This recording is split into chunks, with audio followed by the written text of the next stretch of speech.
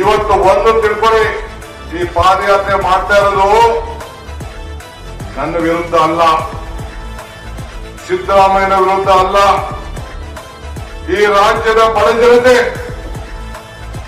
ಕಾಂಗ್ರೆಸ್ಗೆ 43% ವೋಟ್ ಕೊಟ್ಟು 136 ಸೀಟ್ ಗೆಲ್ಸಿದ್ರಿ. ಈ ಜಿಲ್ಲೆಯಲ್ಲಿ 7 ಜನ ಶಾಸಕರನ್ನು ಗೆಲ್ಸಿದ್ರಿ. ಈ ಬಡವರಿಗೋಸ್ಕರ 5 ಗ್ಯಾರಂಟಿ ಕೊಟ್ಟು 5 ಗ್ಯಾರಂಟಿಯನ್ನ ನಿಲ್ಲಿಸಲಿಕ್ಕೆ ಒಂದು ಹುನ್ನಾರವನ್ನು ಮಾಡಿ ಈ ಸರ್ಕಾರವನ್ನ ತೆಗಿಲಿಕ್ಕೆ ಹೊರಟಿದ್ದಾರೆ. ಕುಮಾರಣ್ಣ, ನಿನ್ನ ಹಣೆಯಲ್ಲಿ ಇದು ಬರೀಲಿಲ್ಲ. ಯಡಿಯೂರಪ್ಪನವರೇ, ನಿಮ್ಮ ಮನೇಲಿ ಬರೀಲಿಲ್ಲ. ಅಶೋಕಣ್ಣ, ನಿನ್ ಕೈಲಿ ದಮ್ ಇಲ್ಲ. ವಿಜೇಂದ್ರ